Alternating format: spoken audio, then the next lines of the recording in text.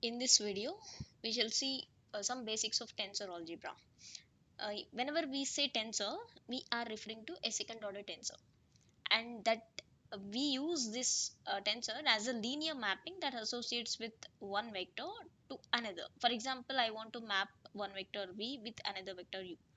Okay, so now I will use this second order tensor for this kind of linear mapping. Just as y is equal to mx in the straight line equation or linear equation, I will say this v is equal to su, s as a second order tensor. The term linear in the above definition is used to imply that the given two arbitrary vectors u1 u1 and u2 and arbitrary scalars alpha and beta. So as we have discussed, the scalars are represented by alpha, beta, and small u, small v, small x, small y, small z, all these are vectors, and this capital bold letters imply these are tensors, second order tensors. So we can write it like this. So s is equal to alpha u1 plus beta u2.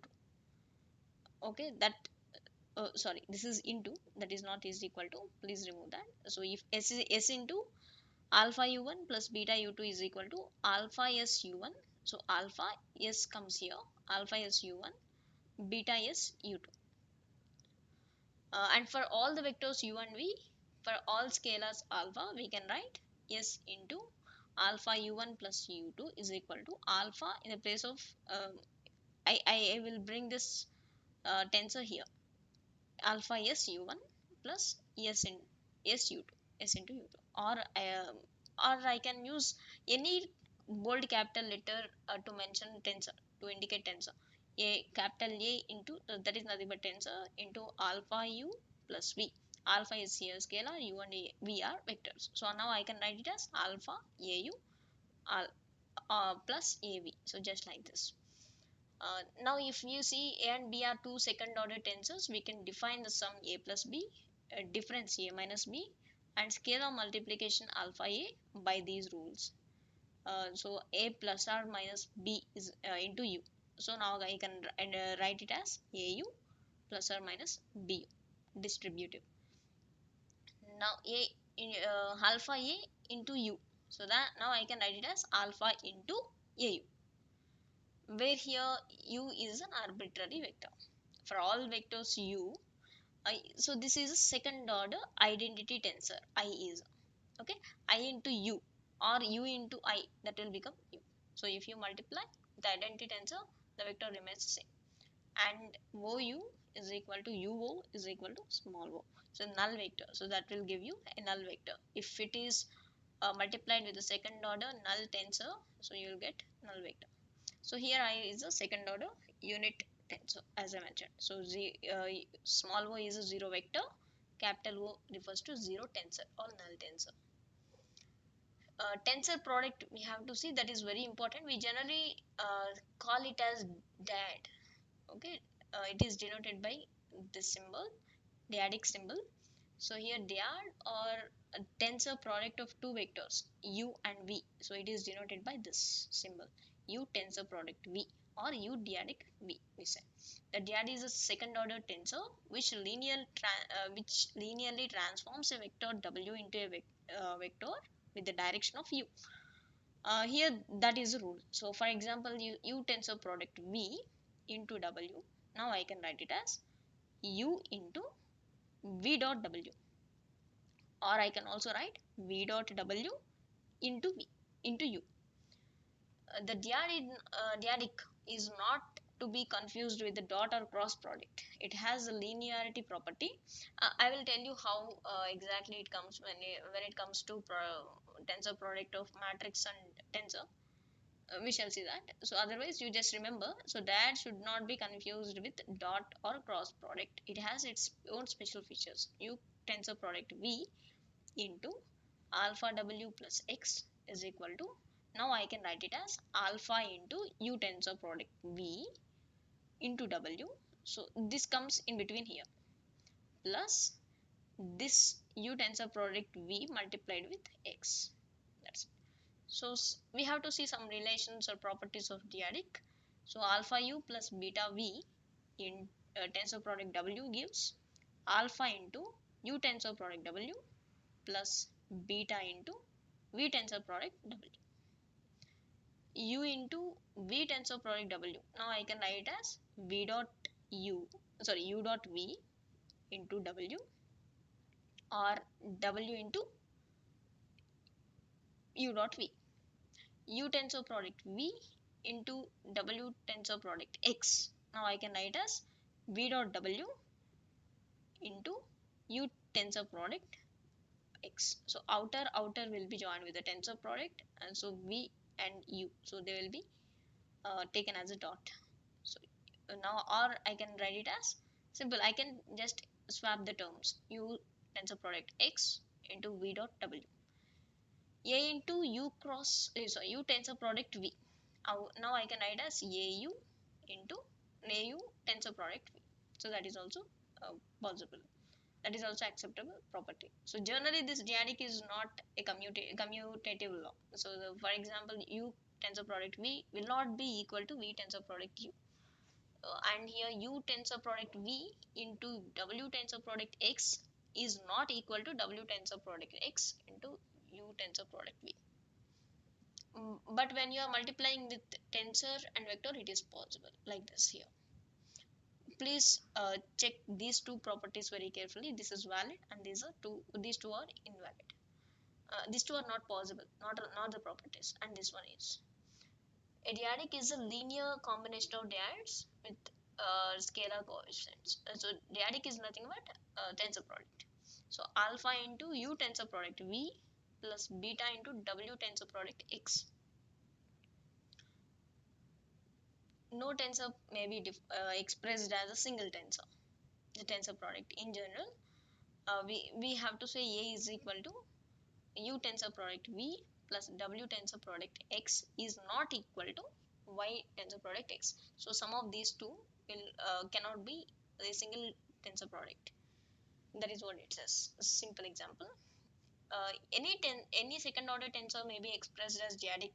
The second order tensor A may be represented by a linear combination of dyads formed by Cartesian basis EI. So now this any second order tensor can be expressed in this way.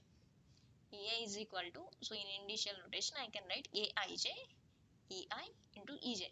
So as you know, this is having 3 power 2.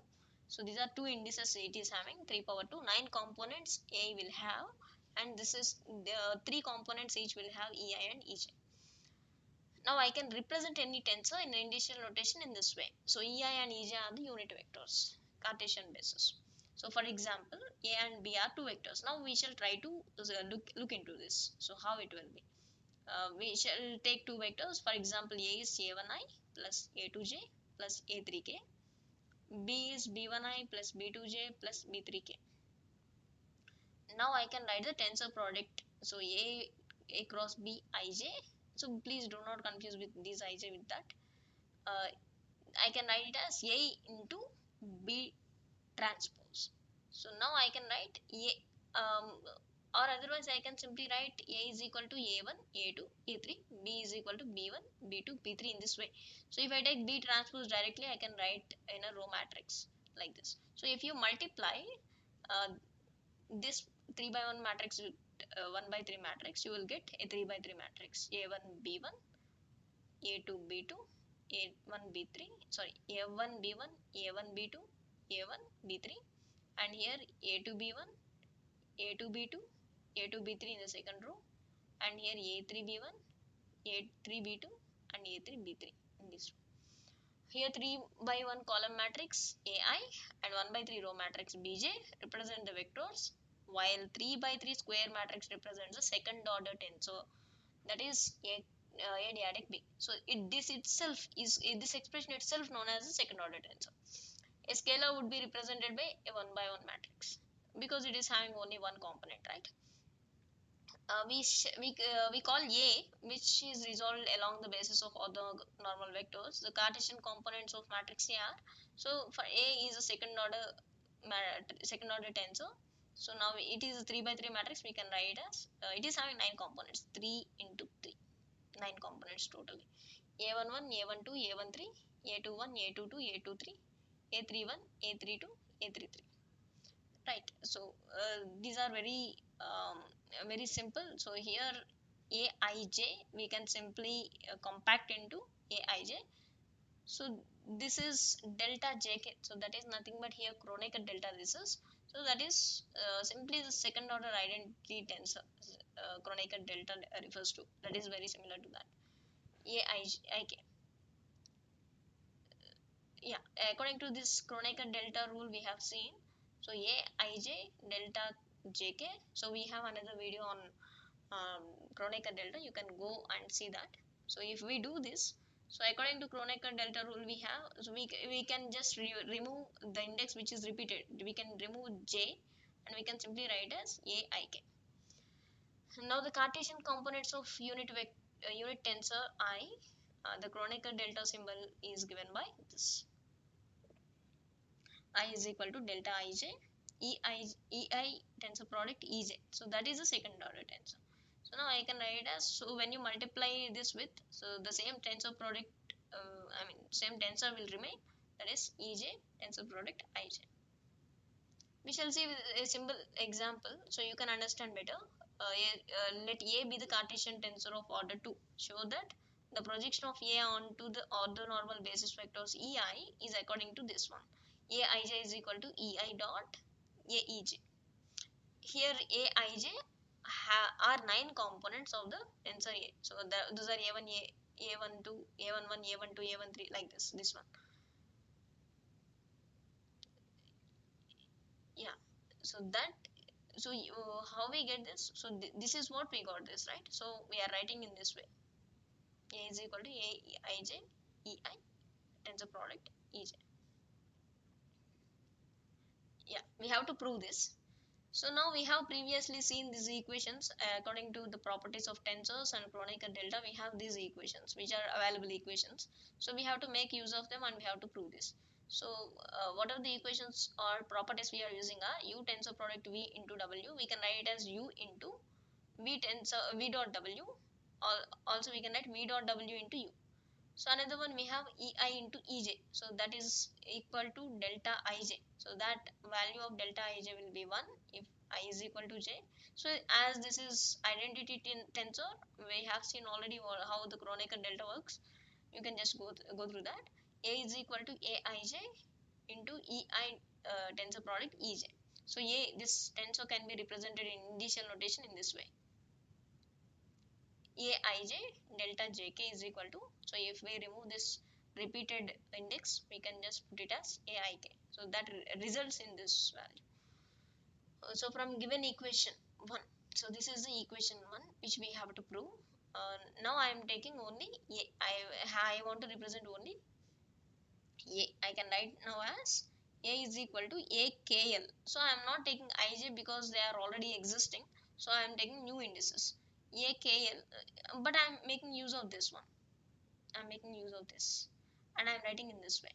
A is equal to akl into ek tensor product el. This is similar to that, but only indices are changed. That is acceptable, no issues.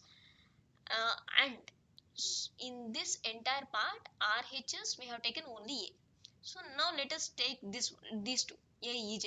So that is very simple. Whatever the a we have defined in this manner, we have to just multiply with ej. Okay, I'm just multiplying with this. So from equation 1 what we have, so let us use this property and we can write a ej is equal to akl into, so just like this u tensor product v into w will be equal to v dot w into u. So in the same manner I can write as imagine this is u tensor product v w. So now I can write v dot w multiplied by this u. Okay, that is the property we have applied here. Now from equation 2, so this we know this ei dot ej will result in Kronecker delta. So now I can just substitute in this place el dot ej. I can write delta elj, keeping all those indices here. And now again I can write it as akl, because if you multiply with the vector with this, sorry, according to this equation 2. Okay, So from this, yes, from equation 4 we can write it as aij delta jk is equal to, if you remove the repeated index, that will result in aik. So in the same manner we are doing this here. So what is the repeated index here? L is the repeated index, so I am writing it as akj. Ek will remain same. So from equation 1, so in the first equation, if we take, so what we have taken, first a we have taken, right? Then we have multiplied with ej and we have applied two properties, and now we shall take entire this RHS part. So ei dot aej, so ei dot aej, so ei dot aej, we have this value, just put it here. What we get now, I can write it as akj into ei dot ek according to one of our tensor properties. Now now we have seen already, right? This results in Kronecker delta. I can write it as akj into Kronecker delta. So if you have this property, again from equation 4, what we have to just remove the repeated index. So what is repeated here? K is repeating, so we can just remove that and we can write aij. So this is proved now. So aij can be expressed as ei into aij, so aej. So that is what they have asked us to prove, right? So that is simple example. You just have this notes. So see the description below, you have the link for this notes. You can go through this. Thanks for your time.